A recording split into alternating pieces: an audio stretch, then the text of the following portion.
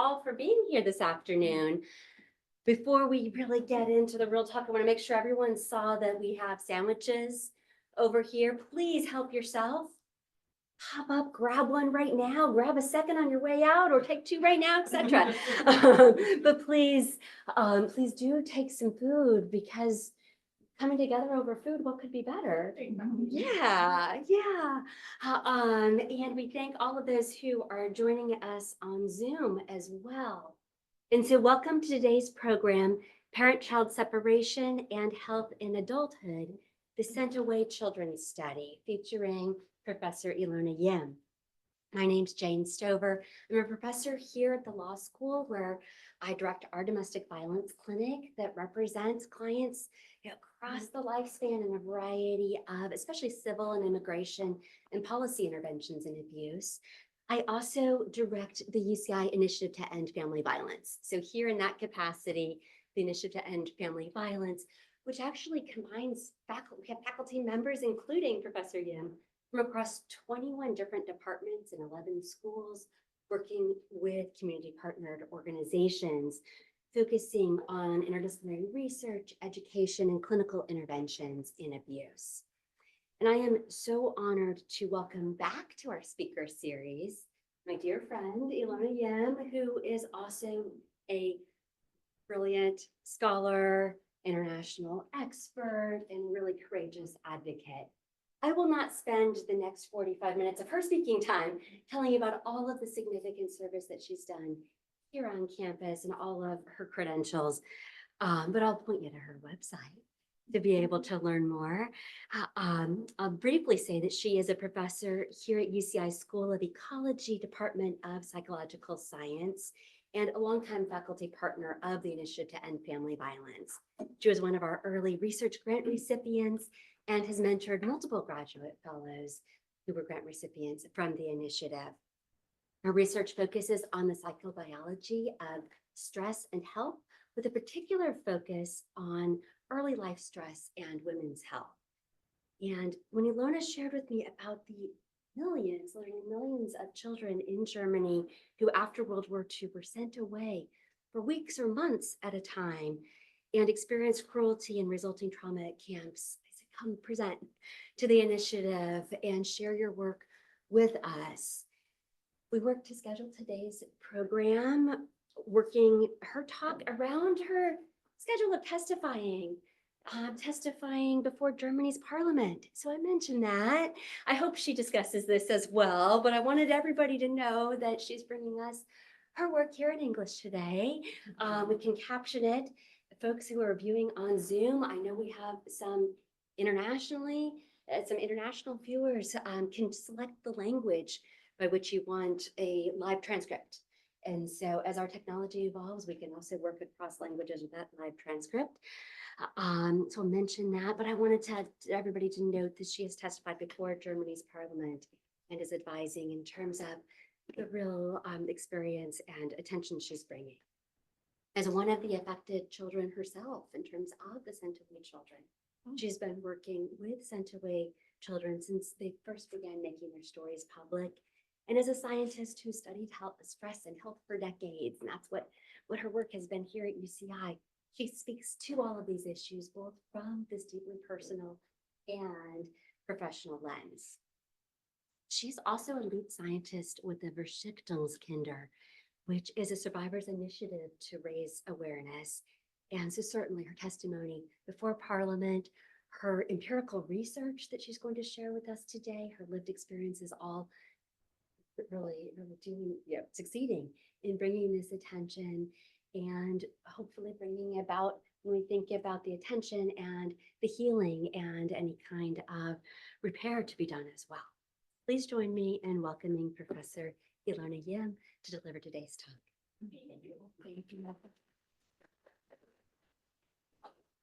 Thank you, Jane. That was so nice. And yes, I will shamelessly speak about it. So I want to start talking about stress and why it's really good for you. And usually when I talk about why stress is really kind of good for you, I start with a story of a zebra. So there's a book that was written long time ago by one of the lead scientists in the field, Robert Sapolsky. He wrote this book called Why Zebras Don't Get Ulcers, with the assumption that, yes, humans do, right? So imagine your zebra standing there on a savanna, looks very relaxed and everything is good until this happens. And then all of a sudden, the zebra's heart rate goes up, the blood pressure goes up, pupils dilate, everything in the body of the zebra prepares to get out of this emergency. And everything that is not there to get out of an emergency gets shut down. Reproductive, digestion issues, everything is kind of shut down so that you can get yourself out of this situation and stay alive. So this is how our stress responses have evolved also, only that today's stress is not really the lion type of stress that we face usually. Usually we maybe sit in traffic. I'm that person there. Or we have an argument with someone, or we are having work stress, or we have money woes. Either way, none of these stressors are really the type of stress that happens and 2 minutes later it's over. But our bodies for extended periods of time experience those same biological changes that have evolved to protect us from life-threatening danger. And so that is what makes us sick over time, or can make us sick over time. And when this happens, in particular during childhood, then that is particularly harmful, right? So our stress systems haven't really evolved yet completely, and any trauma or impact that can happen influences us even more. And so this is what I would like to talk with you about today. So I want to, as I was preparing for this talk, I usually give it in Germany. So if I stumble over my words, it's because I'm really trying hard here to speak in English. But I want to tell you about who the sent away children are. So as Jane already mentioned, I'm one of them. So in 1979, when I was 8 years old, and I realized that I'm dating myself by saying that. And I noticed that when one of my graduate students came to me, she said, "Oh, wow, you're 1 year younger than my mom." And I was like, "Oh, how did that happen?" So anyway, but when I was 8 years old, I was sent to this place called Seeschloss, which means the sea castle. And I stayed there for 6 weeks. And I later, just a few years ago, found out that this home was run by this man. You know, the other man who's standing on the other side, that's Adolf Hitler himself. And they were close friends. And this was a very high-ranking Nazi official who has committed many war atrocities and was actually committed of killing dozens of Italian Jewish people. But he was convicted in Italy and never went there. So there wasn't really a consequence. But what he then did is at the end of his military career, he opened this home for children together with his wife. And that's where I spent 5 weeks, and it was not great. So, but more generally speaking, this the system of the sent away children happened. It began after the Second World War, where many children in Germany were kind of ill. They had illnesses like tuberculosis or maybe polio, and they were sent to these places that were spa-like places, or meant to be at the German coast or in the mountains, to recuperate. That was the initial idea. And that's how it was in the sort of late 40s and 50s. But then more and more, as people realized that this is a good way to make money of these stays, and many of these villages where children were sent, they benefited from it tremendously financially. More and more children were sent for reasons that had nothing to do with tuberculosis or polio or anything like that, but for reasons that had to do with being a little underweight or overweight. And then it became children from a family of divorce, or children who were misbehaving, and there were kind of made up reasons, but there always had to be a doctor's diagnosis to send a child away. typically it was for 6 weeks, so that was my experience as well. But sometimes it was considerably longer, but sometimes for more than a year, and sometimes also unannounced. So children were sent away for, let's say, 6 weeks, and somebody said, oh, no, they should stay another 6 weeks. And so the way this happened is that children were put on a train in their hometown. There were like these special trains, only fully complete with children that were sat down in there. And at that point is where the separation from the parents occurred. So the parents were not allowed on the trains, and the children were put on the train. The two parents were instructed, don't say goodbye. It makes it just much worse for the kids. Just don't be emotional. Just say, see you. And then children were put on these trains and then brought to places far away from home. So it was usually like an 8-hour or so trip, and that was purposeful. So that there wasn't any immediate contact possible. And then this isolation continued for this entire time. So I'll talk about that a little bit more in a minute. But there was no contact allowed basically between parents and children during that time.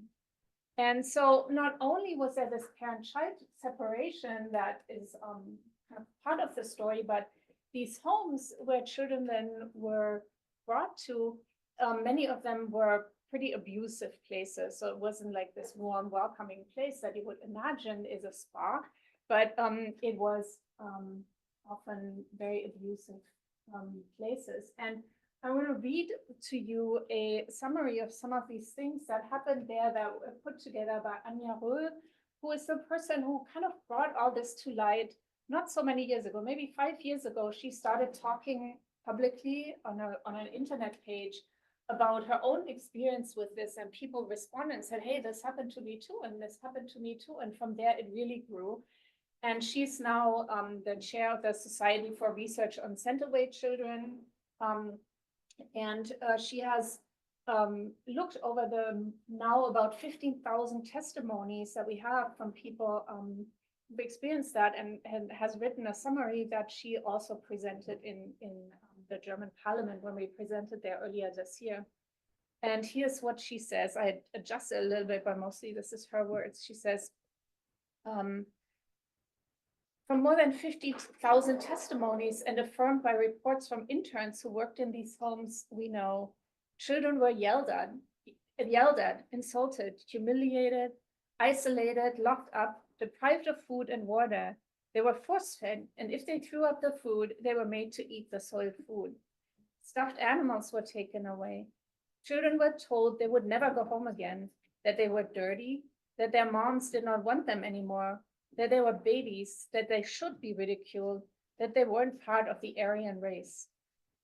They were excluded from trips, celebrations, and privileges in the dining halls. They were paraded in front of other children, mocked and made fun of.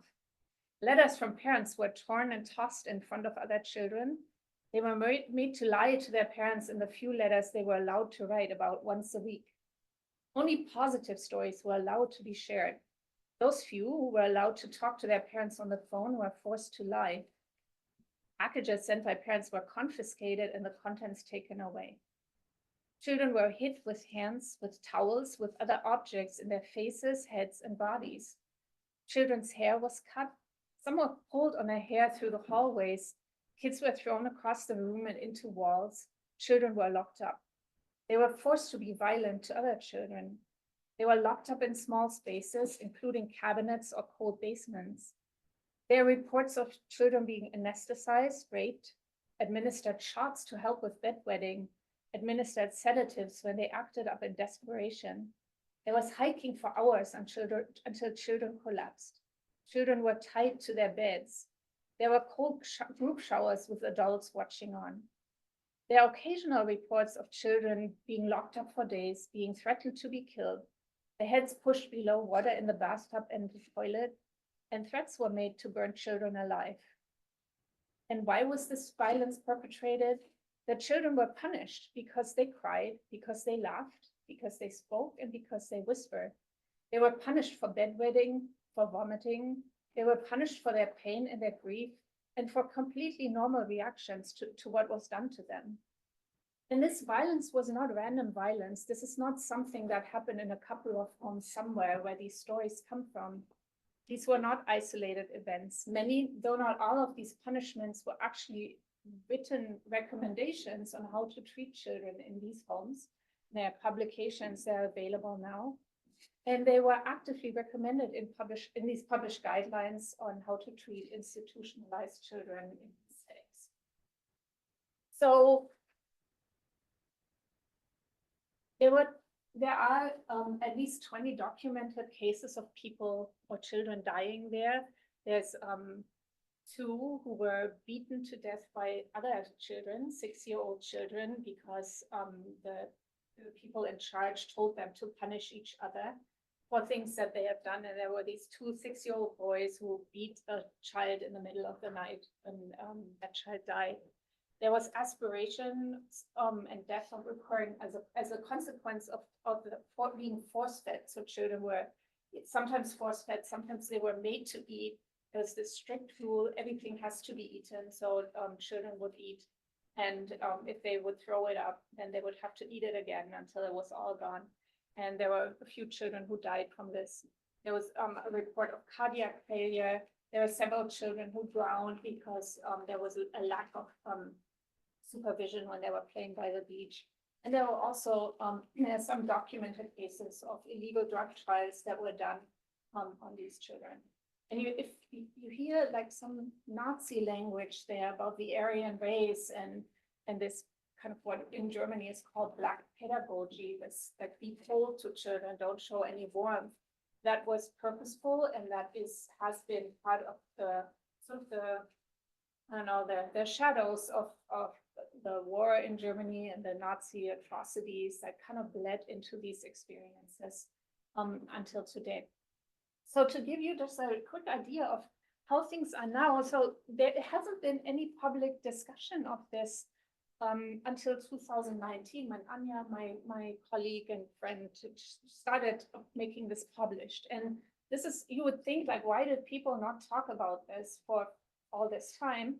And while that sounds unusual, it's really not. That often happens when there is trauma of this type, where people grow up and not talk about it until later in their lives. So you know that from the Korean comfort women, for example, who didn't talk about their experiences until they were older adults. And also imagine that setting in Germany, post-war Germany, that was a country where a lot of really horrifying things had just happened.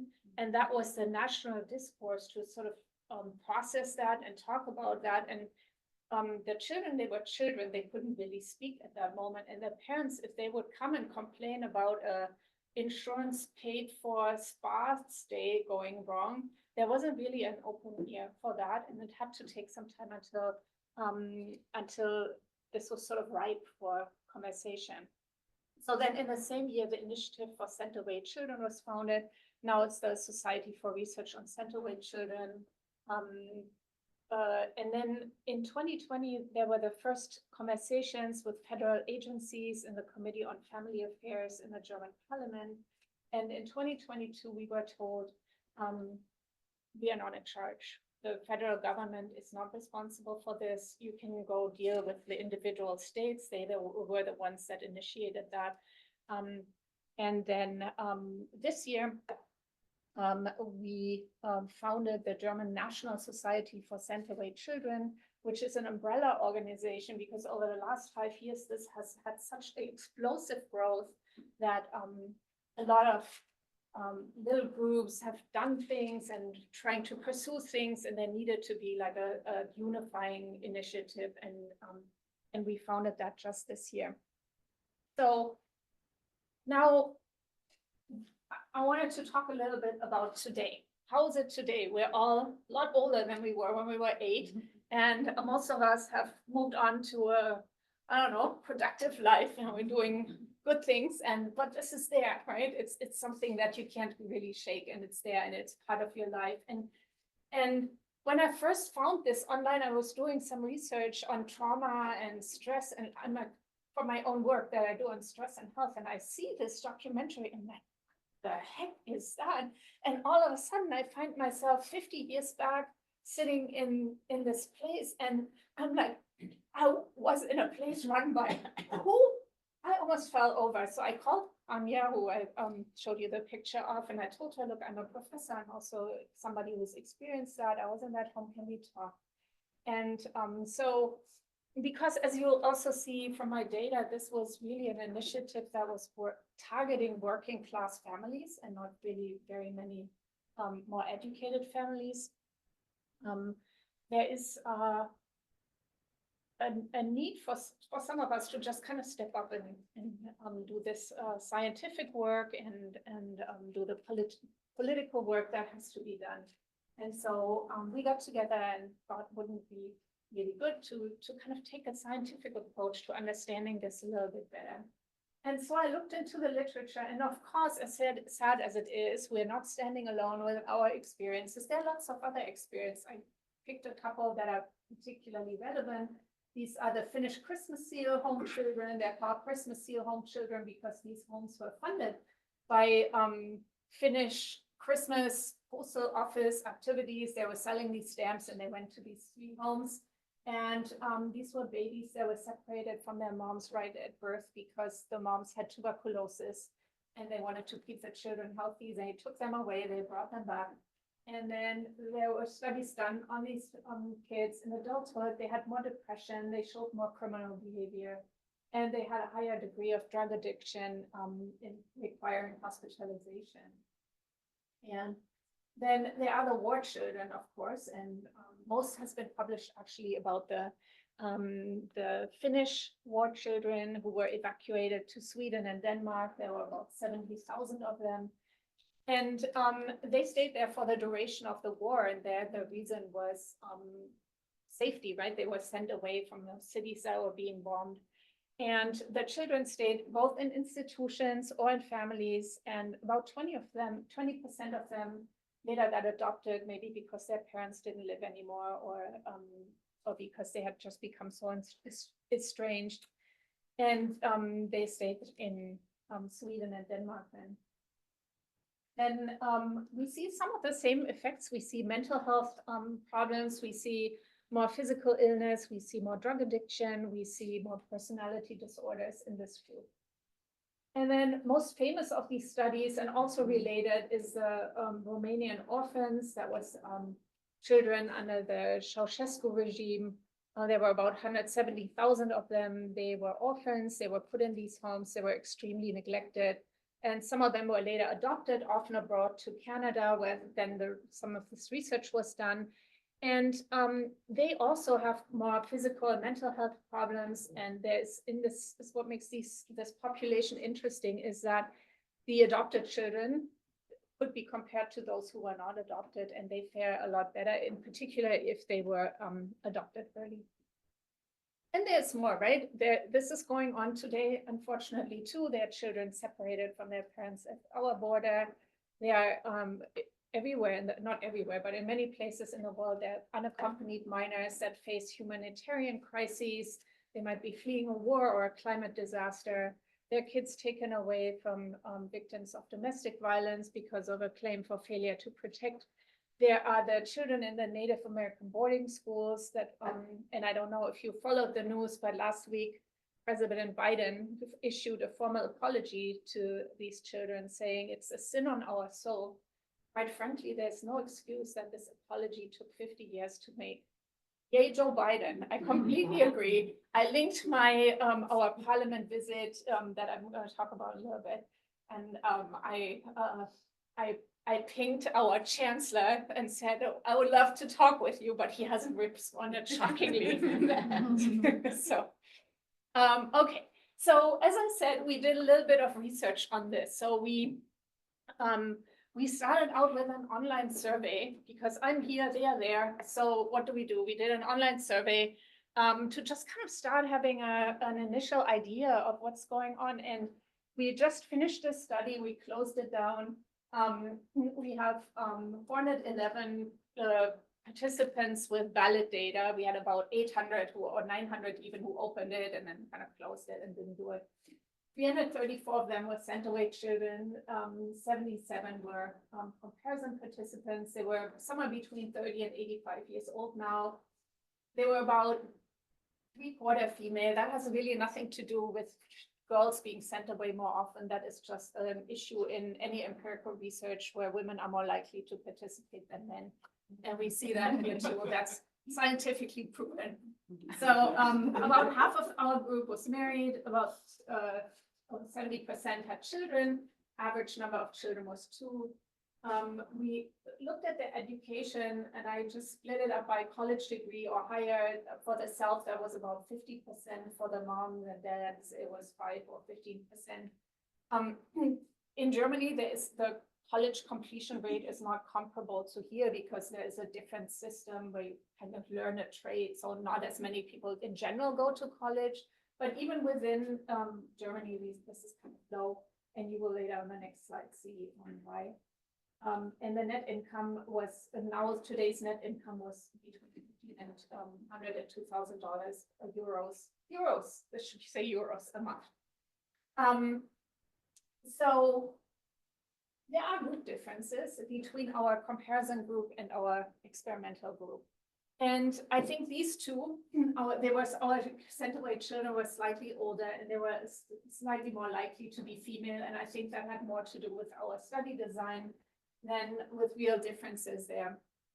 But there were some other differences. The center weight children were less likely to currently be married. They, so that was 50% versus 64%. They were more likely to be divorced. So that was 20% versus 5%. There was, however, no differences in whether or not they had children and how many children they had, kind of giving this idea that, well, the relationships were more likely to break apart, but the idea of wanting to have a family and having children was identical to everyone else. They had the same number of children, the same percentage of them had children, but their relationships did not work as well as in the comparison group. There was a big difference in whether or not they had a college degree, and as I already mentioned, that was because that's how the system worked. There was less for both, or less education in the center weight children, both for themselves and for their family of origin. And in terms of net income, however, there was no difference. They did just as well as anyone else. So what we measured was, we measured depressive symptoms and we measured anxiety symptoms. We measured stress overload, and we measured adverse childhood experience, which is a big Kaiser Permanente study that has become kind of famous, where people ask about what are the kind of big things that happened to you during childhood that were adverse and how do they affect your life. And we wanted to know, how were these children exposed to other negative events during their childhood? These are the things I'm going to talk about today. We measured other things. We measured, I hate to admit, we measured intimate partner violence and haven't analyzed the data yet well enough to speak here about it. Thank you. I will come back. And we measured closeness to others. We measured attachment styles, but that's not what I'm really talking about today. So starting with the depressive symptoms. So here on the left side, you see our center weight children. On the right side, you see our comparison participants. And if you know the scale, the CSD, you will know that 16, a score of 16 on the scale is sort of the threshold. If you are scoring above, the likelihood that you actually would get a clinically relevant diagnosis of depression is high.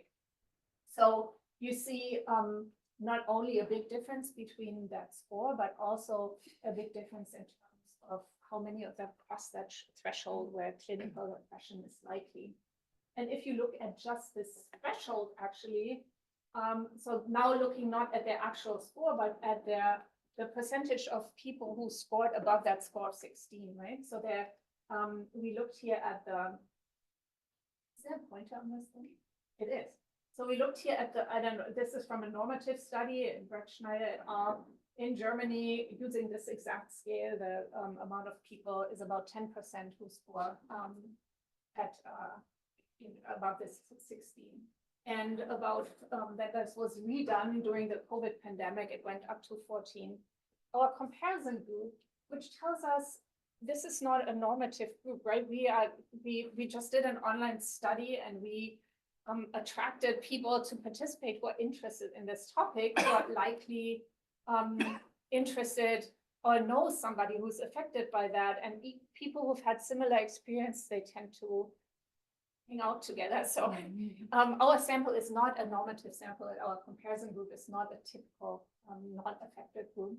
But if you look at our center-weight children, you will find this. So 65% of the center-weight children in our group have a score of 16 or higher on this depression. So those were our most interesting, I would say, findings. But if we look at anxiety symptoms, which we also measured, now again, the center-weight children here on the left, you see they're higher than the comparison participants. And the same we found for the current stress overload. They have more stress in their lives today than everyone else. And I think while this is sort of a weakness that our control group is not a normative group, it makes the comparison in some ways even stronger, right? Because even in this sort of somewhat affected group, we still see these differences between the group. And so then looking at the adverse childhood experiences, so in the slide, I actually have it a little bit more. So the ACEs questionnaire looks at psychological, physical, sexual abuse. It asks about domestic violence. It asks about drug abuse, mental illness, suicide, and incarceration in the family. And we see that the center-weight children have that more than the comparison participants. So this is something that we needed to kind of keep in mind as we kind of try then to tie together that center-weight experience with the depressive symptoms. And we did that then with a statistical analysis that is called a linear regression. And this allows us to sort of step-by-step go into this question and see what is it really that affects depressive symptoms. So in the first step, we put in all the socio-demographic variables that we thought might be related to depression or that we saw in simple analysis that they are. So we put in age, gender, their marital status, whether they were married or not, their educational status. And our model here, here you see that being less than 0.05, you will see it's significant. So the socio-demographic variables are based on everything that we know from the literature that should be significant, and it is. And I highlighted the age in red because that stayed significant throughout the process and was a driving contributor. So then in the second step, we put in the adverse childhood experience and thought, if we add those, does that make our model better? Can we predict depressive symptoms better? And yes, we can. It improved our model. And now instead of explaining 7% or 8% of our variance, we can now explain 16. And then in the last step, we added our center-weight experiences. And that improved our model further. It was again significant, and now we're explaining 18% of the variance. So basically, what this shows us is that these experiences of being sent away above and beyond any socio-demographic risk factors and above and beyond anything else that went wrong in life in terms of adverse childhood experiences, this experience still contributed to increased depressive symptoms. And we find similar things for anxiety and stress, and I'm going to separately show that here. And then people have said to me, well, how do you know? Because these kids were sent away because they were sick, right? They were too small, they had something, maybe they were just too sicker to begin with, and that's why they're different now.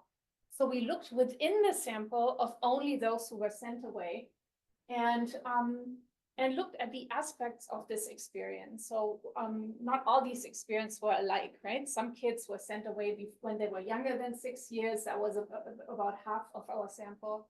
And those who were older than 6 years, some of them were sent away only once. Some of them were sent away multiple times, and we have about 2/3 of our sample sent away once. And then we asked them about their memory of the event. So because you could, some might have been in particularly awful places, and others might have been in welcoming spaces. So here's our breakdown. We had 214 people say it was very negative, 61 say it's negative, 13 said it's neutral, 6 said it's positive, and 0 said it was very positive. And so for analytical purposes, we split that in half. We split that here, and we created two groups, one that said it was very negative, and the other one's better than very negative. And then we, whoops, how did that happen?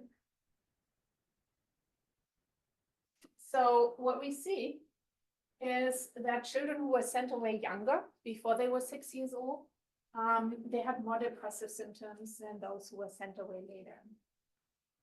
Those who were sent away more than once had more depressive symptoms, and they also had more stress in their lives right now than those who were sent away only once.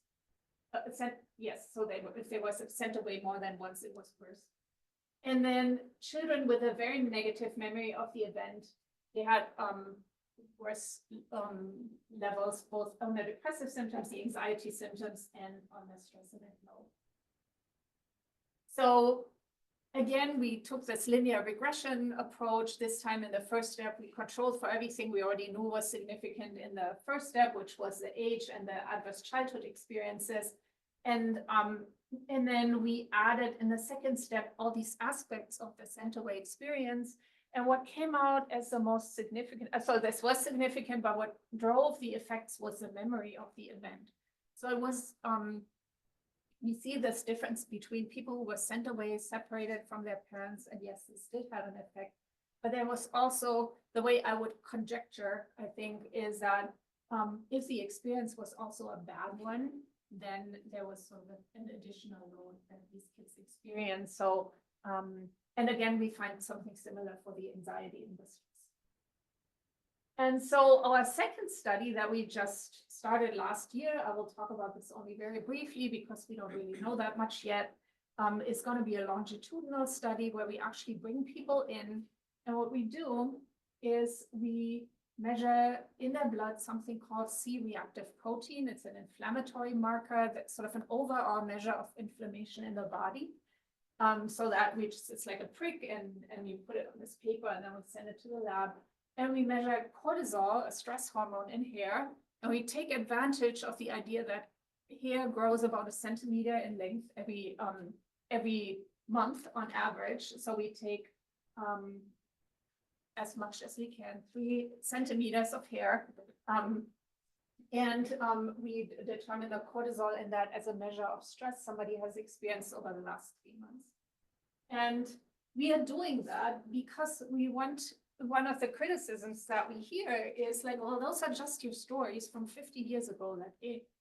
But for some reason, biology seems to be more convincing. To me, it's not necessarily, but in our political conversations, it's worth its word in its weight in gold.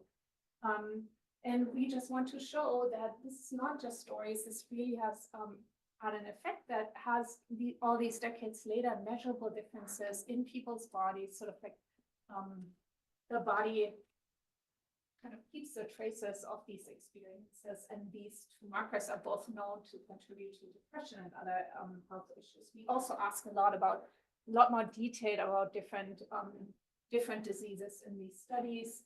And on very, very, very, very preliminary data analysis on this sample, the first 86, we by now have about 150. They show that both these markers are elevated in our sent away children, in particular among women. But this is really preliminary, and don't hold me to that if I say the opposite next year. So basically, to sum this up, I think what we've been able to sort of give an indication of is that the sent away children compared to people without a sent away experience have higher levels of depression, they have more anxiety, they have a higher stress load right now, and they're more likely to be divorced. They have more likely come from less educated families. They have less education themselves, and this is controlling for other factors that might contribute to these outcomes. We also showed that among sent away children, those who remember their experience as very negative which we take sort of as a proxy for they were less very negative. They have more depressive symptoms, anxiety, and stress overload, again, controlling for other variables. And there's this initial evidence that these biological markers reflecting inflammation and chronic stress are elevated in these groups. And I want to give you a political update to the "we are not in charge" situation that I'm really happy about. So this year we went twice. We were invited to go to Parliament. So I'm I became over the years, I became part of the formal organizations that the one we founded this year. I was a part of founding that. And we were, and I'm co-chairing the research arm of our organization. And we were invited to come to our parliament, to the German parliament, and talk about these experiences, and we did. And I had time for a little tangent, right? I told my daughter, "You came for the first time, but not for the second time." And I told her, "You know, when I touched my necklace, that means I'm thinking of you." And then our media person, Mimi Cruz, who kind of put it on our website, she's like, "Oh, this was such a powerful moment." And then she pulled this one picture, and it's like a good picture, and that's sort of the backstory of why that happened. And so here's us in the parliament talking with people, reporting on these stories. That's also where this text was read, that I read to you earlier about the experiences. And one thing that I also said there is that people sometimes ask me, why does an American university do money to do this research on something that happens here? Yeah. Mm-hmm. And I said, that is a really good question. I mean, in part, it speaks to how awesome the University of California, Irvine is. You should come sometime. It's really great there. But in part, there would be an obligation for the German government to step in and not have this conversation about how, you know, they're in charge and they're in charge, or maybe they're in charge and but not us. And so I feel they really heard us, and they invited us back a month later. So we went again, and this time there was like a formal public hearing, and there have been ongoing conversations since then. And I just last month we so all these hearings are public, so we've been following this a little bit. And there was one of the members of the committee who said, "This is like this hot potato that we're throwing from here to the insurance company and the pension plans and the railroad and the cities and whatnot. And this is just shameful if we cannot get this done." And, you know, the idea is being to maybe create an archive where people can share their stories and keep them documented. Right now, they sit on my laptop, on other people's laptops. And so there is some movement, and there is some sort of indication that there will be some financial funding that will come to help sort of work on, you know, like preserving these stories, helping people cope with this and making this more publicly known. And so with that, I want to say thank you to, especially to my two graduate students, Precious, who's here right now. Thank you, who's done an amazing amount of work on these databases and data analysis, and Dr. Yasmin Kaufman, who's now a postdoc at UCLA. And these are our, I guess her picture is now hidden behind the screen, but those are my two collaborators in Germany who've been working with me, and we're collecting the data samples, the biosamples, so we don't have to ship them to California for everyone. And those 5 people you see down here, they are my colleagues in the Initiative for Center-Away Children, who have been really tremendously helpful in getting us access to research participants, helping us, motivating people to participate. And they're all pretty awesome people, and I'm so happy that I get to work with them and get to know them. And but most of all, the people who trusted us with these stories, they're not easy stories to tell. They're really not. It feels not good to kind of drag that out of your deep past and talk about it and make it available for people to do research on, but they did. And So yeah, with that, that's what I wanted to talk about, and I'm happy to answer any questions. Thank you for having me. Yeah, I have two questions. Yes. For you. One is, the children were away for 6 weeks. Is there a difference in the effect if the children were away for 12 weeks or Mhm. 3 months? Were you able to separate out those?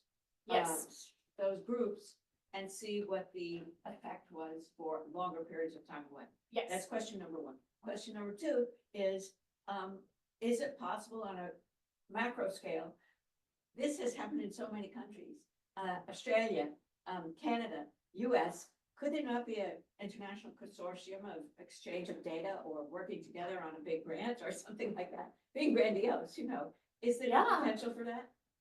Well, question number one, yes, there are effects, but they are so highly correlated with number of times sent away, so the duration, because most people were sent away 6 weeks. So those who were sent, they were sent away once for 6 weeks, and then there are those who were sent away twice, they were sent away for 12 weeks, and those who were, so this overlaps so much that I let go of that duration variable. It shows the same effects as our number of times sent away.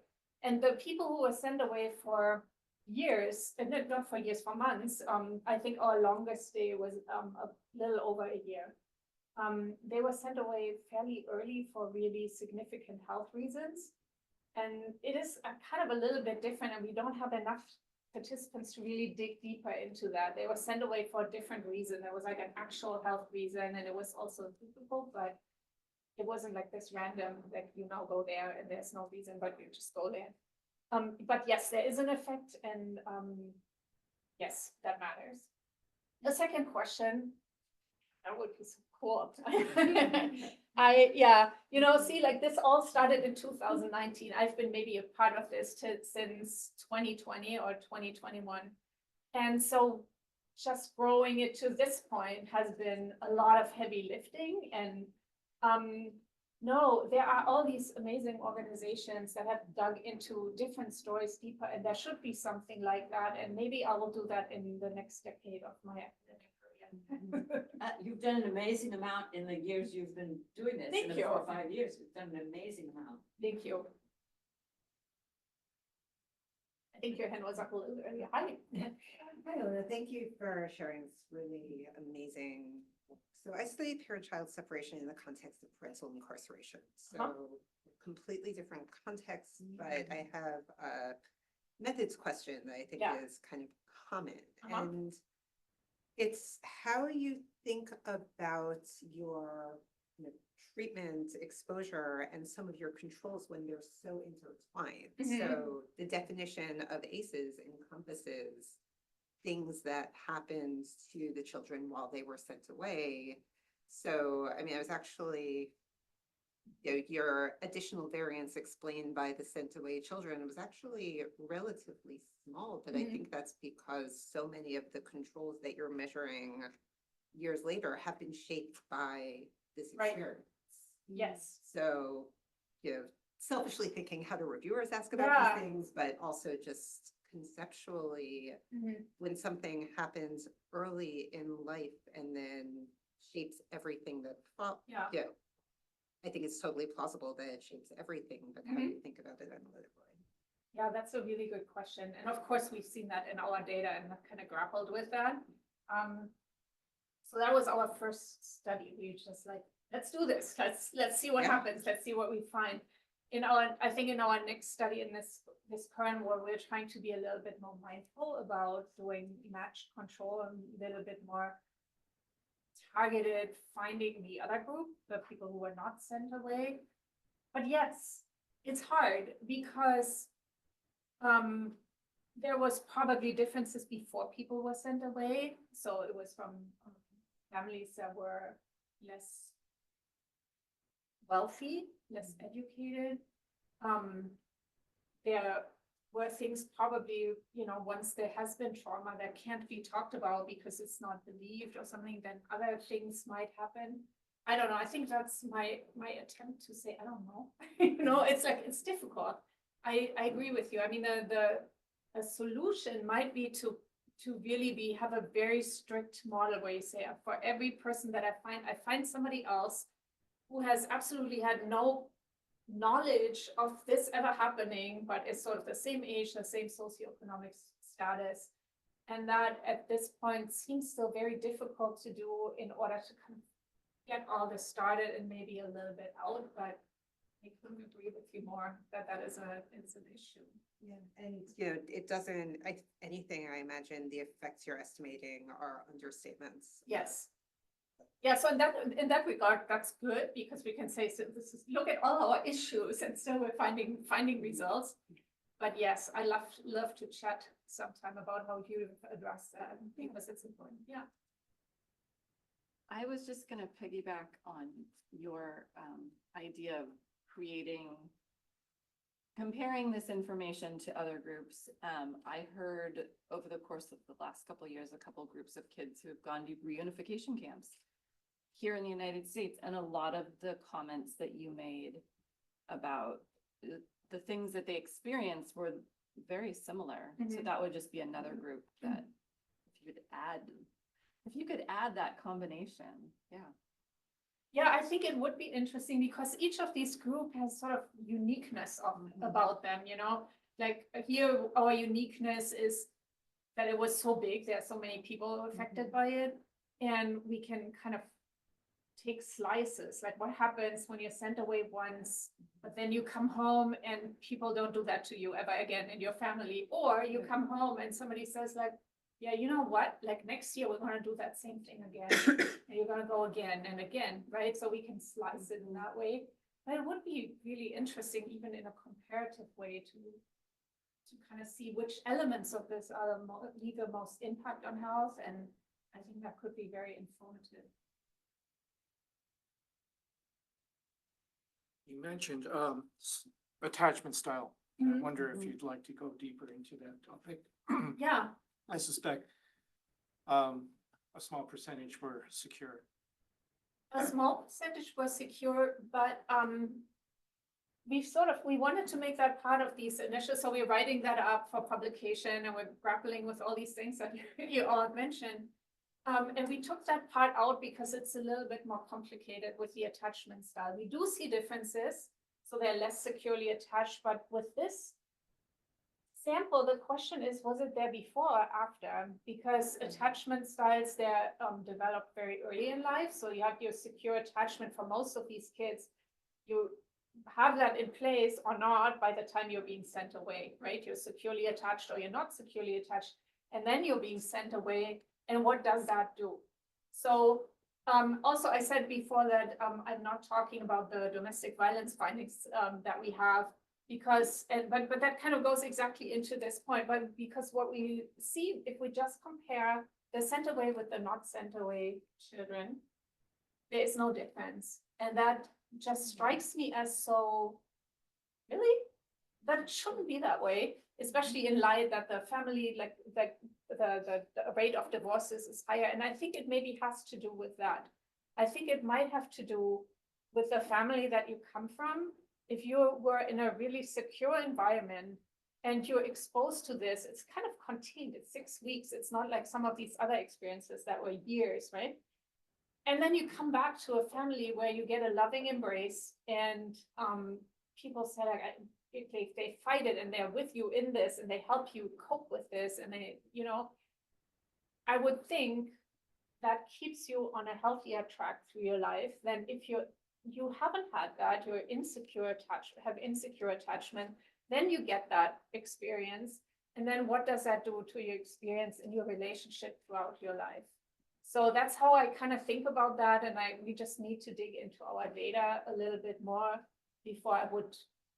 So I'm willing to go out there and make statements about about some things that I don't know, but that one feels like an important one where I would love to understand our data better before I go to the initiative to end family violence and talk about that.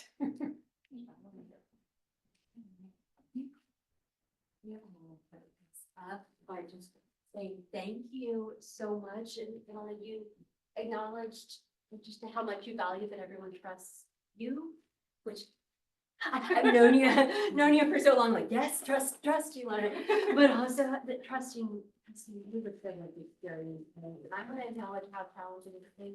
It's also your lived experience. Yep. And so all that you're holding as there must be memories flooding, and then also thinking about what here with research design and what can be a scholarly agenda for the rest of your career, because there's so much here. We are, of course, standing right now in a law school, although this is an initiative that combines faculty from 21 different departments. And so I'm thinking that